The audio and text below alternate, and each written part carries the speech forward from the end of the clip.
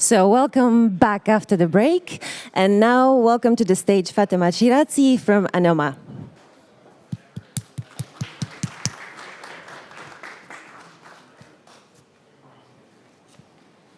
Okay. I'm going to talk about privacy today, but I hope the title will convey the message that I want you all to take home. It was inspired by No Man is an Island. I guess you guessed that. And I wanted to explain that privacy is complicated and that we should collaborate more together for better privacy. The talk is going to be about, I'm going to have some introduction on what privacy is, why I think it's complicated. I have a bit of a review of existing privacy enhancing solutions in the blockchain space. I'm going to talk about what type of privacy they provide and how they could be improved. The talk is not about saying that any solution is bad, but just to explain to you how it's complicated and it's important to understand that complexity. At the end of the talk, I'll explain what the problems are from my point of view and what we can do. So why should we care about privacy? I assume you all care about privacy. That's why you're here. It allows people to choose what type of information is revealed about themselves. And it's important because knowledge about personal information allows abuse, it allows discrimination, it prevents people from participating in the society freely in a democratic way. So it's important. Why is it complicated? I had to add a picture of a bicycle here in Amsterdam. And the point here is to show that even if that lock is the best lock that humankind can make, this is not secure. I hope you all agree. Even I could lift this bicycle and run away with it. And the lock is amazing. Let's assume the lock was done by, I don't know, NASA, whatever, the best people on Earth. But this is just, security is more complicated than just having a solution, a very secure solution. Generally, security deals with confidentiality. It deals with integrity and authentication, while privacy deals more with our social interactions, our activities, because it's hiding in personal information. So it's a bit more complicated than some security properties. And it's important to look at solutions from a multidimensional way. In this picture, you see that one dimension is the lock. The other dimension is what is the bicycle locked to. And that part is completely ignored. So if you just look at solutions from one dimension, a lot of them seem amazing. But the reality is they are not really secure. It's just an illusion of security. And to add also why I think privacy is quite complex is it is connected very much to our daily lives. It cannot be achieved in an isolated way like security can. A lot of privacy is about hiding your activities among activities of other users or even fake activities that you could make up. But this is very expensive and it's very difficult, it's very cumbersome. For example, we are all awake at certain times of the day. Waking up at 3 a.m. and sending a message just to have a fake message sent, this is cumbersome. And what is to be added to privacy is also it's connected to our family and friends. And they might not care about privacy that much as we do, and they might find this too expensive or cumbersome. So that makes, from my point of view, privacy even a bit more complicated and difficult to achieve than security. In blockchain, normally in blockchain, at least traditionally in the past, blockchains were supposed to be, or people thought of them as private. But what they really were, like Bitcoin or Ethereum, is they had pseudonymity. So you have accounts that are not associated to your personal identity, but it is a single account, and everything is transparent. The problem with that is if you use it carefully, or no one is looking, it could be okay. We don't know who Satoshi Nakamoto is. And it's pseudonymous. It's not great privacy, but we still don't know because it was early days, no one was really looking, there was not that much activity. But as soon as you start to have activity with a pseudonymous account, this is going to become sooner or later broken. An example of that is you can have an account in Bitcoin, Ethereum. As soon as you send something to Kraken and you have KYC and your passport picture or something, game over. You send it to someone that the FBI can get to or some government, again, game over. So there is a lot of ways where maybe if you do one transaction, pseudonymity is okay. If you want to do it on a daily basis a lot, it's almost impossible to be enough. So what we have in traditional blockchains, we cannot really count on the privacy. You can get lucky, maybe no one is looking, but the chances are, if you use it a lot, you're not going to stay private. So I hope that I have convinced you that pseudonymity is not a great idea for privacy. Before I start to look into existing solutions, I wanted to explain to you what the attacker model or the adversary is. Because there is no, from my point of view, there is no absolute private, like it's not 0 or 1. You're always secure or private against a certain definition of what the adversary or the attacker is. And the example of this is like the door. The door here is secure, if you lock it against some sort of adversary. Is it secure against a tanker? No. It's not going to be secure against every type of threat. And depending on how good the door is, it will keep out different types of adversaries. So it's important to understand that complexity. One thing to take into account is who your adversary is in terms of how widespread they are. Is it someone who just locally has access to a transaction? Is it someone who can have access to everything? Is it the NSA? So the reach of the adversary is different. The other question is whether the adversary is poor or resourceful.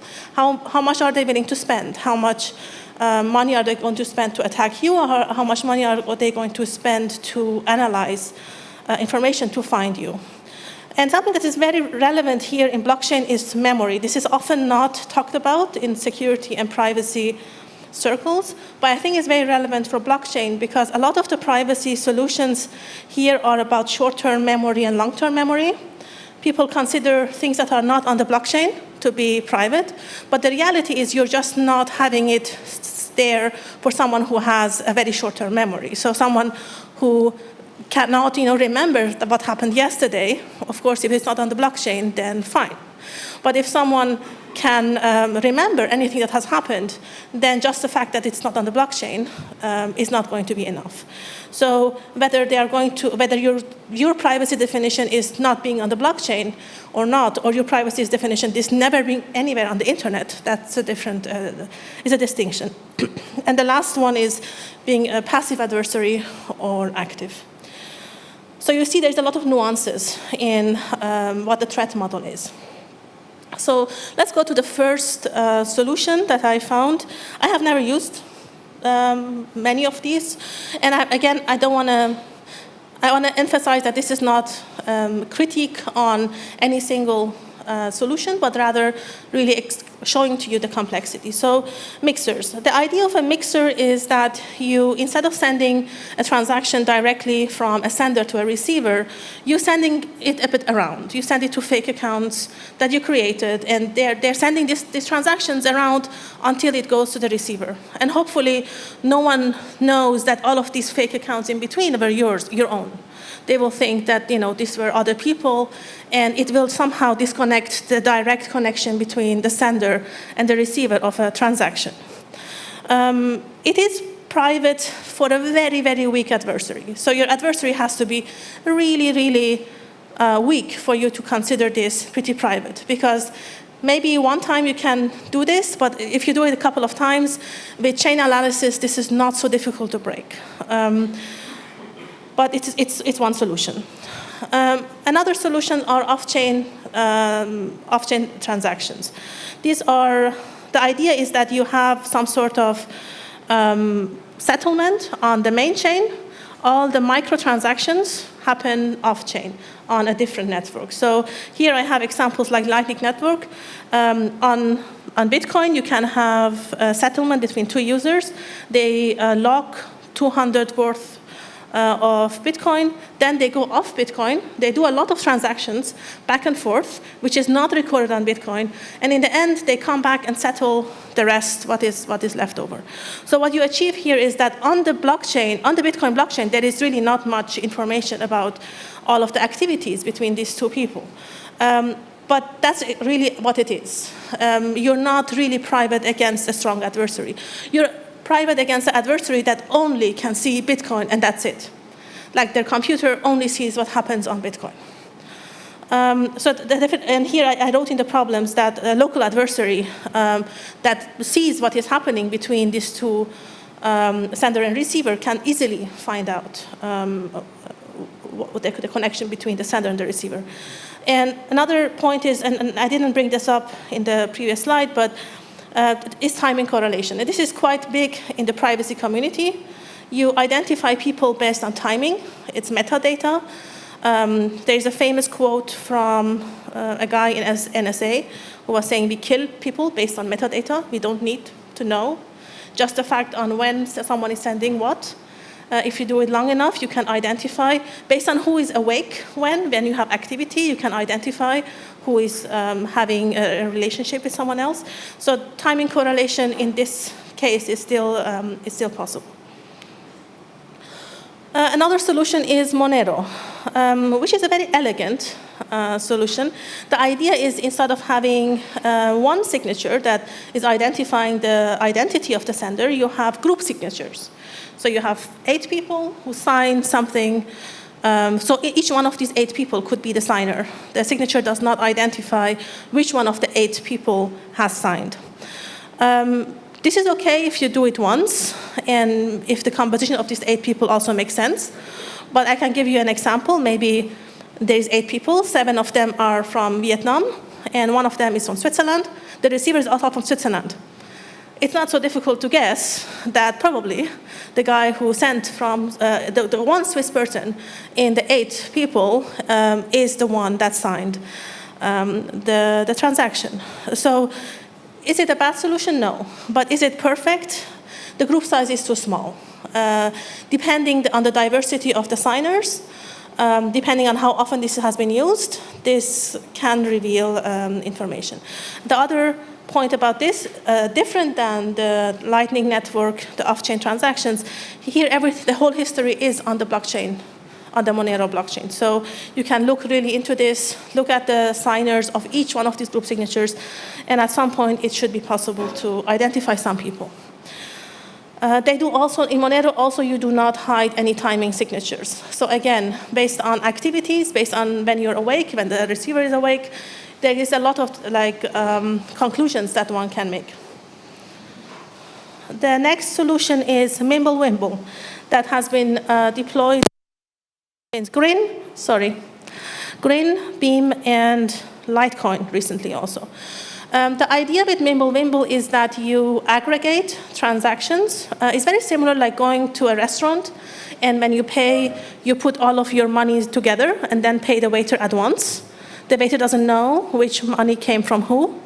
You're aggregating transactions from different people and then just give the collected transaction to the blockchain, which is cool in the sense that it's also reducing transactions that are recorded on the blockchain. So it's a scalability also solution.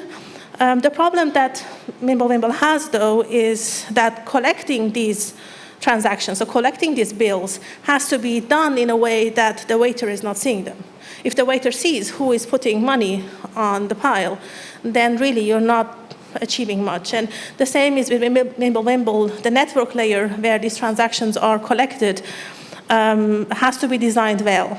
And if these transactions are, just broadcasted, which they are in some cases, then you're secure against someone who has a very short memory and does not remember what was broadcasted and only sees what is on the blockchain. But you're not secure against someone who can remember, oh, I have seen these transactions before, and then later on they were added up and put on the blockchain. The last solution I have to review is Zcash. It is also very elegant, very nice solution. Zcash uses zero-knowledge proofs, and the idea is that the sender, receiver, and the amount of the transaction are not visible. It has a transparent and a shielded mode. Basically, in the transparent mode, you're very similar like other blockchains. In the shielded mode, the sender, receiver address, and amount of transaction are hidden, which is very cool. So I really like Zcash. Though there is still some problems that also Zcash has. One is network layer. When a sender is, the timing that a sender is sending something and the receiver is having any connection to Zcash, this is not hidden. What Zcash suggests is using Tor, but it is not integrated in the protocol itself. The other problem is that there is no hiding of timing signatures. One can have transparent, funds transparent, and then put them in the shielded pool, and then remove them again, and there is no delaying between these. So if I have two users, Alice and Bob, they both shield, then they do the transactions, they unshield every time, they do that at the same time. At some point, it's very clear that these two people are exchanging transactions with each other. And this is, again, not so difficult such conclusions are not so difficult to make. So what are the problems? The main problem I see is that often in the blockchain world, people equate using a tool as we have solved privacy. And it's just not that easy. If you use Tomato, you don't have Bolognese. There's more complexity. There is more details that you have to take into account. If you just use layering signatures or just zero-knowledge proofs, this is not solving the solution only. You have to look into the whole dimensions on other details that you're adding. The other problem that exists is that there is not really a standard for threat models or solutions. All of the solutions that I presented to you, they were really designed for different types of adversaries, for different types of needs. But these are not really standardized. So for the user, like let's say my mother or my dad, who are not privacy experts, if they would use any of these without really understanding what the difference between these solutions are. So I think we need more standards for both threat model and for solutions, because otherwise, for the user, it will be very, very difficult to know what solution to use. And the last part is that solutions are not compatible or complementary. A lot of solutions are solving very nicely sometimes one part of the problem, but then when new people come on board, they do not build upon that, but create something new. And I understand that. It's cool to create new things. It's not so cool to go fix other things or complement other things. But we have to remember, as an adversary, you attack the weakest link always. If you want to get into into a room, you don't go and try to crack open the most difficult door that the room has. You will go through the window, which is open. So ignoring the dimensions and solving something is just giving an illusion of privacy, but for an adversary, you're not really doing much. This is more of an illusion of having solved the problem. So what do I think we should do? First of all, we should identify complexity. We should acknowledge all the problems there are, the needs that the users have, the whole stack, whether it's wallets. And I wanted to add information about wallets, but I thought that's a whole new presentation. It would be too much for 20 minutes to talk about. So wallets, the blockchain, so many parts of the whole stack have to be taken into consideration. The second part that I think is important is to have privacy as a goal and not have using a tool as the goal. So the same is, again, when we talked about tomato and bolognese. The question is, do you want to make bolognese or do you just want to use the tomato? And this is something that you have to have in mind. So privacy should be the real goal. The other point that I think is important to improve the privacy of the whole space is simplicity and understandability. So we need to make solutions as simple as possible. We also need to make them as understandable as possible for users. The next point is privacy loves company. Privacy is often about hiding in the crowd, hiding among other transactions of other users, hiding your identity in the forest of all other users. And that's why it should be easy for users to participate in these tools, because the more users you have, the more privacy the rest of the users are going to have. And the last part, which I hope is one of the big messages that you're going to take home, is collaboration.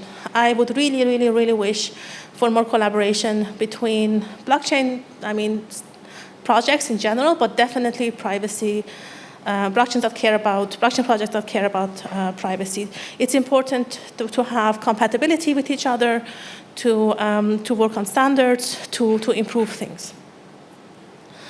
And the last slide is about the project that I'm working in the moment. How is Anoma trying to improve? Sorry for the red.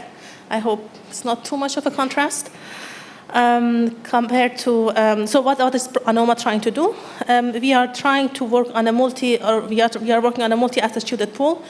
The idea here is to allow users to use similar technology like Zcash does, but with multiple assets. So allow users to also enjoy interoperability.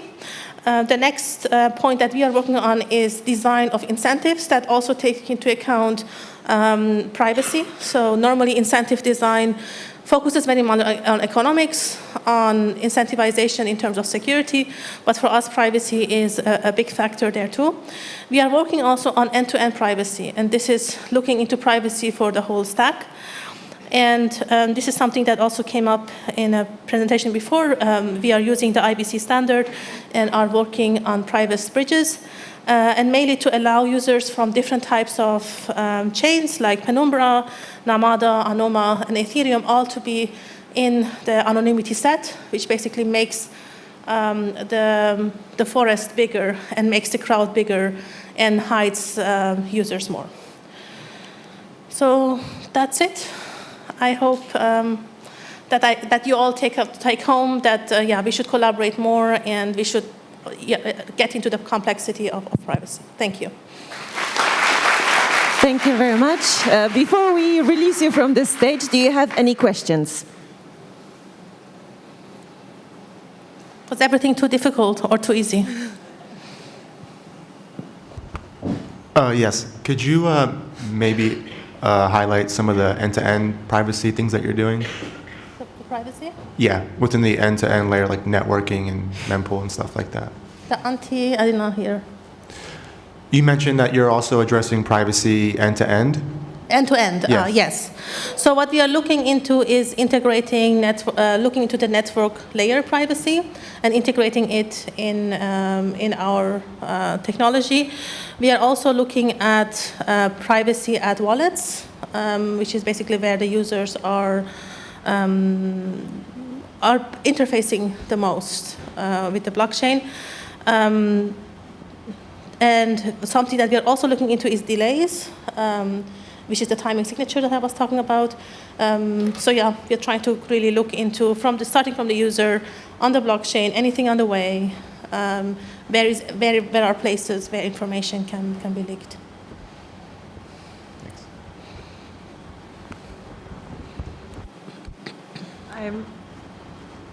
I guess I'm just interested in how does the private bridge design work and like. Oh, that's a good question. I have not been involved with the private. Do we have Chris here? Maybe you want to, because I have a private bridge in mind, but it's not the other design that do you want to?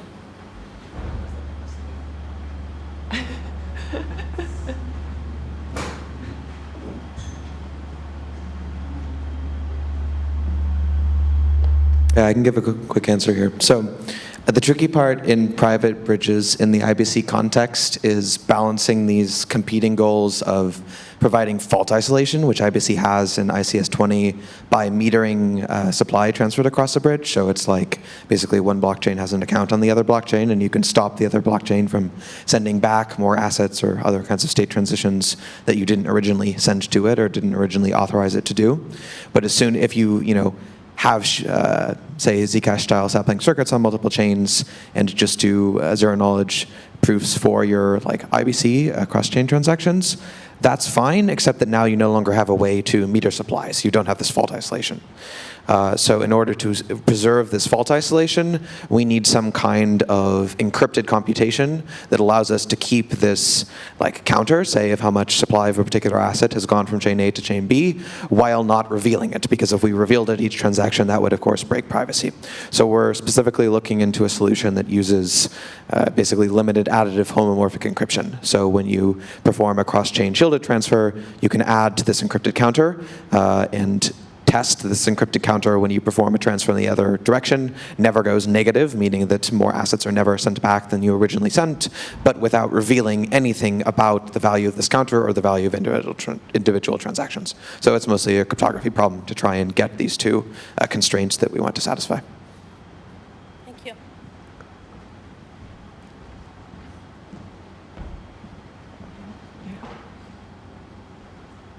I think we all said thank you very much once again. A round of applause for Fatemeh.